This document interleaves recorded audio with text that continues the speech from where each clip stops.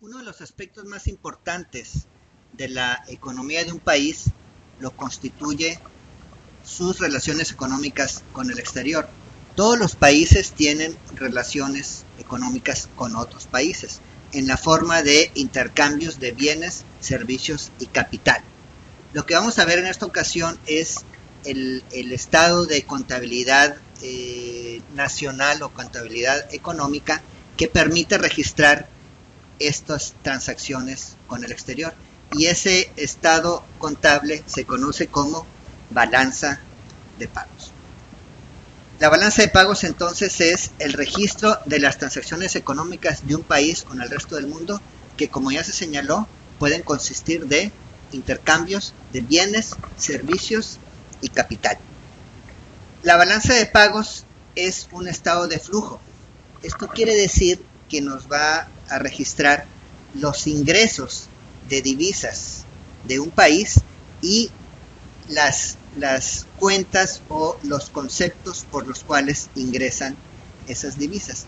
Y por otra parte, registra los egresos de divisas. Una divisa es una moneda extranjera, generalmente lo denominamos en dólares. Entonces, registra los egresos de divisas y a qué se deben dichos egresos de divisas. Al final, lo que tenemos es una variación, en este caso, de las reservas internacionales de divisas de un país que se encuentran en poder del Banco Central. La balanza de pagos es similar a un estado de resultados, donde tenemos ingresos por ventas de bienes y servicios de una empresa, egresos y al final un saldo que es, en el caso del estado de resultados, la utilidad. Aquí en la balanza de pagos nuestro saldo va a ser el movimiento en las reservas internacionales. No el total de las reservas internacionales del país, sino cuánto varió en un periodo determinado, generalmente en un año. ¿Cuáles son las cuentas de la balanza de pagos? Son 4 cuentas. La primera de ellas es la cuenta corriente, que registra las transacciones de bienes en la balanza comercial, de servicios en la balanza de servicios y las transferencias netas. Estas son las operaciones corrientes de una economía, como lo son la compra y venta de bienes y servicios. La segunda cuenta se le conoce como cuenta financiera o de capital, y aquí vamos a registrar las transacciones financieras en la forma de ingresos de capital al país, pero también de egresos. Una cuenta adicional se conoce como errores y omisiones. Este es un nombre que se le da en México y en la literatura económica la encontramos como discrepancia estadística. Evidentemente, el llevar la contabilidad de los ingresos y egresos de divisas de un país es algo complejo y no da una cantidad exacta. Aquí, a diferencia de lo que ocurre en la contabilidad de la empresa, no cuadran los ingresos contra los egresos. ¿Y por qué existen transacciones que no son registradas adecuadamente o que no son registradas? Por ejemplo, alguien saca dinero de un país, saca dólares y no los declara. Entonces eso se va a reflejar como un desbalance en las cuentas. Entonces, errores y omisiones es aquel saldo que tenemos después de que tenemos nuestros ingresos contra nuestros gastos. Y finalmente tenemos la variación de la reserva, a la cual le agregamos los ajustes por valoración. Aquí esta cuenta se conoce como cuenta oficial de pagos, y aquí nos va a reflejar este saldo entre ingresos y egresos de divisas de un país. Si los ingresos fueron mayores que los egresos, vamos a tener un aumento en la reserva. Si los egresos fueron mayores que los ingresos, vamos a tener un saldo negativo en la variación de la reserva. Los ajustes por valoración se deben a que en la reserva internacional de un país existen metales preciosos, oro y plata, y dichos metales sufren alzas o bajas en su valor, que se tienen que reflejar también en esta contabilidad. ¿Cómo llegamos al resultado o cómo calculamos las cuentas de la balanza de pagos, cómo se hace la contabilidad. Lo que tenemos son, lo que conocemos al momento de elaborar la balanza de pagos son los datos de la cuenta corriente de las transacciones por venta de bienes y servicios de un país. Esto se registra a través de las aduanas o de los movimientos bancarios. Tenemos también las cuentas de capital, que son las transacciones financieras, y la variación de la Reserva Internacional, que está en poder del Banco Central. Esto es fácilmente calculable. Lo que no tenemos son los datos de los errores de omisiones. Entonces vamos a ver cómo hacemos el cálculo. La variación de la reserva entonces va a ser igual al saldo de la cuenta corriente, de la cuenta financiera, más los errores de omisiones. Vamos a poner los datos de México para el 2013. En el 2013, la variación de la reserva fueron de 17.791 millones de dólares. Esto es lo que aumentó la Reserva Internacional de México en ese año. La cuenta corriente tuvo un saldo negativo de 25.855 millones de dólares y la cuenta de capital, que refleja los ingresos y egresos de divisas, tuvo un saldo neto positivo de 59.605 millones de dólares. Lo que ignoramos son los errores de omisiones. Si sustituimos entonces, tenemos los 17.791 millones de dólares, el consolidado de cuenta financiera y cuenta corriente por un saldo positivo de 33.750, más la variable que desconocemos, que es errores y omisiones. Si pasamos el consolidado de cuenta corriente más cuenta financiera, del otro lado de la ecuación tenemos menos 33.150, despejamos, resolvemos aquí y nos da un total de menos 15.959 millones de dólares. Esta 15.959 millones de dólares es el saldo de errores y omisiones. Es decir, hubo una salida de 15.959 millones de dólares que no se registró o que no se supo a qué se debió. Si ponemos 0 en la parte izquierda de la ecuación, entonces lo que hacemos es pasar el saldo de cuenta corriente más financiera en sentido positivo y las reservas internacionales las pasamos con signo negativo y nos va a dar entonces el valor de 0. Vamos a ver una presentación de la balanza de pagos de México en el 2013. Y aquí vemos las 4 cuentas: la corriente, la financiera, errores y omisiones, que es la discrepancia estadística, y la variación de la reserva neta más ajuste, que es la cuenta oficial de pagos. En el 2013 México tuvo un déficit de 25.855 millones de dólares, es decir, compramos más en el exterior de lo que vendimos, por 25.855 millones de dólares. Pero tuvimos un ingreso neto por capital, por movimientos de capital, de 59.605 millones de dólares. Y un saldo de errores y omisiones por 15.959. Ya vimos cómo en la presentación, la diapositiva anterior, ya vimos cómo llegamos al dato de errores y omisiones. Entonces, ¿qué quiere decir esto? Si bien tuvimos salidas o saldos negativos de 25.855 millones en cuenta corriente y 15.959 millones de dólares en errores y omisiones, el ingreso por cuenta de capital alcanzó a cubrir el saldo negativo de la cuenta corriente, el saldo negativo de errores y omisiones, y todavía alcanzó para que la Reserva Internacional tuviera un incremento de 17.791 millones de dólares. Esta contabilidad la podemos asociar a nuestras transacciones corrientes como personas.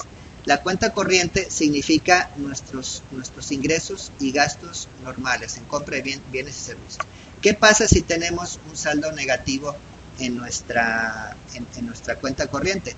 Tenemos que cubrir ese saldo negativo, ya sea con financiamiento o tomando de nuestras reservas. Vamos a suponer que no hay errores y omisiones en el caso personal. Entonces, si tomamos de la cuenta financiera para cubrir nuestro déficit, entonces necesitamos pedir préstamos para cubrir el déficit. Si no no pedimos préstamos, pero o no nos alcanza a cubrir el total de la cuenta corriente, lo que podemos hacer es recurrir a nuestro ahorro y en ese sentido disminuir. La cuenta corriente está constituida por las cuentas que se muestran aquí en pantalla. Una cuenta de bienes, en 2013 México vendió mercancías por $380,903 millones. Esas son las exportaciones del país en ese año. Servicios, los ingresos por servicios. Aquí se cuenta de manera muy importante el ingreso por turismo. Renta se refiere a ingresos financieros, puede ser por inversiones de mexicanos, en este caso en el exterior, o también pueden ser utilidades de empresas mexicanas que se encuentran en otros países. Y finalmente, el concepto de transferencias, que es muy importante tanto para México como para otros países como los de América Central. Estos 21.929 millones de dólares comprenden en su mayoría las remesas familiares, lo que los mexicanos en este caso mandan a sus familias desde Estados Unidos. En total tuvimos ingresos en cuenta corriente por 432.081 millones de dólares. En el caso de los egresos son básicamente los mismos conceptos, las compras de bienes en el exterior, los egresos por concepto de servicios. Aquí también es muy importante la parte de turismo. La renta, si nos fijamos, esta es una cantidad mayor que la que vimos en los ingresos. ¿Por qué? Porque aquí incluimos pagos por servicio de la deuda. Por intereses de la deuda se incluye también utilidades que se remiten al exterior.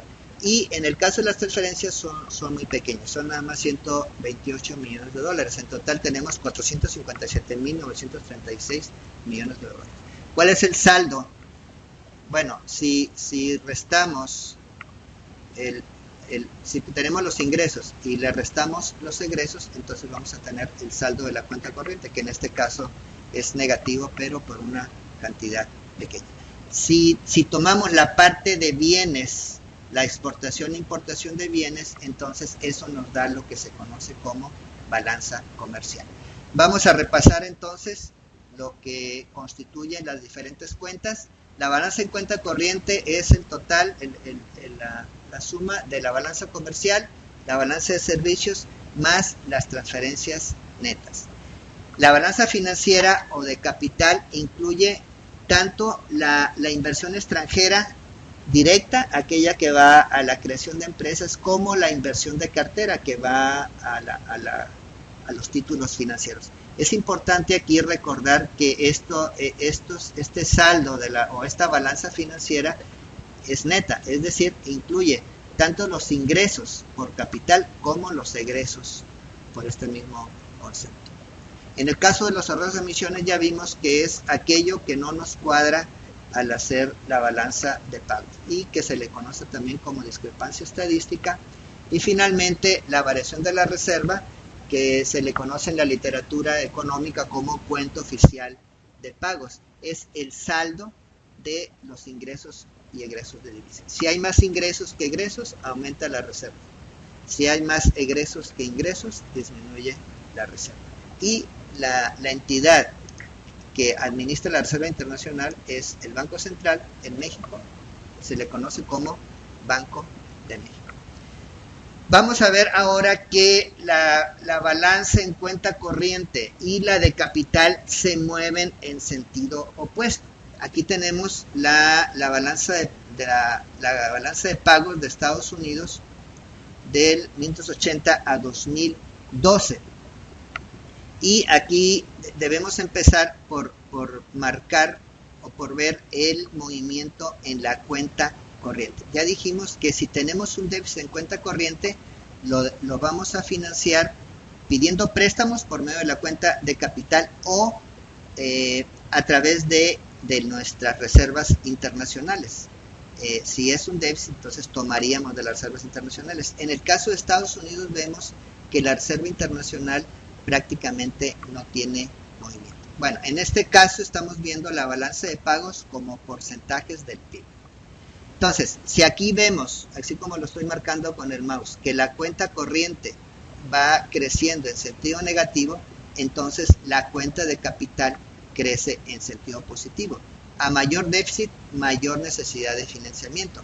Cuando la cuenta corriente disminuye en su déficit, entonces lo que tenemos es que tenemos menos necesidades de financiamiento y entonces la cuenta de capital disminuye. Aquí vemos que hacia el 90 aproximadamente se cierran las dos cuentas y nuevamente empieza en crecimiento del déficit, que empieza a crecer el déficit en cuenta corriente y con ello la necesidad de financiamiento. Y ya hacia el 2012 lo que vemos es una tendencia hacia la disminución en el saldo de la cuenta corriente y por tanto en las necesidades de financiamiento. Lo contrario también podría ocurrir si la cuenta corriente tiene un superávit, entonces la cuenta de capital tendría un signo negativo. Este sería el caso de China. China tiene excedentes, tiene saldo positivo en su cuenta corriente, entonces ese exceso de divisas va por una parte al Banco Central, a acumularse en las reservas del Banco Central, y por otra parte sale en la forma de inversiones al exterior. Curiosamente, en el caso de Estados Unidos, gran parte de su déficit en cuenta corriente se debe a sus transacciones con China. Entonces Estados Unidos le paga o hace un gran gasto en la compra de bienes chinos. Los chinos reciben una gran cantidad de dólares, pero luego esos dólares se regresan a Estados Unidos para financiar principalmente los déficits del gobierno norteamericano. Vamos a ver finalmente cómo se forma el saldo de la cuenta corriente. Vamos a referirnos a en este caso vamos a ver que el saldo de la cuenta corriente, que la marcamos como NX, Net Exports, va a ser igual al saldo del gobierno o al balance del gobierno más el que sería T, los impuestos netos menos los gastos del gobierno, más la balanza del sector privado, que sería el ahorro menos la inversión. En este caso vamos a suponer que las exportaciones netas son iguales al saldo de la cuenta corriente. En realidad la mayoría de la cuenta corriente está constituida por las exportaciones netas, exportaciones menos importaciones. Bien, entonces el superávit o déficit del gobierno es igual a los impuestos netos menos las compras gubernamentales. Y el superávit o déficit del sector privado es el ahorro menos la inversión. Aquí tenemos nuevamente la ecuación. ¿Por qué ocurre esto? Vamos a suponer que el gobierno tiene un déficit. El saldo es negativo, el gobierno gasta más de lo que ingresa por impuestos. ¿Cómo se podría financiar este déficit? Este déficit se podría financiar por medio del superávit o déficit del sector privado. Si el sector privado tiene un ahorro mayor a su inversión, entonces ese exceso se iría a cubrir el déficit del sector público, sería financiar el déficit público. Si no es así, si el superávit, en este caso el sector privado, no alcanza a cubrir el déficit gubernamental, entonces esto se va a expresar como una necesidad de financiamiento externo y de importaciones de bienes y servicios que van a hacer que nuestras exportaciones netas sean negativas. De igual manera, si hay vamos a suponer que el saldo, el sector gobierno está en equilibrio, pero la inversión es mayor que el ahorro privado, entonces igual tendríamos que recurrir al sector externo para traer del exterior la diferencia en la inversión, y esto se expresaría en las exportaciones. Entonces esta es una manera de ver la relación entre estos saldos o estas balanzas. Aquí un punto muy importante es que debemos de cuidar en especial que el gobierno tenga un balance, que no haya déficit, o que si los hay sean muy pequeños, porque si hay un déficit del gobierno y este déficit no se alcanza a cubrir con ahorro interno, vamos a tener que recurrir a ahorro externo y a tener unas exportaciones netas en sentido negativo. Con esto terminamos entonces la revisión de la balanza de pagos. Esta es un elemento muy importante en el conocimiento de la teoría macroeconómica y en general en la comprensión de cómo funciona la economía de un país y la importancia que tiene el sector externo. En una presentación posterior vamos a revisar el papel del tipo de cambio. Muchas gracias.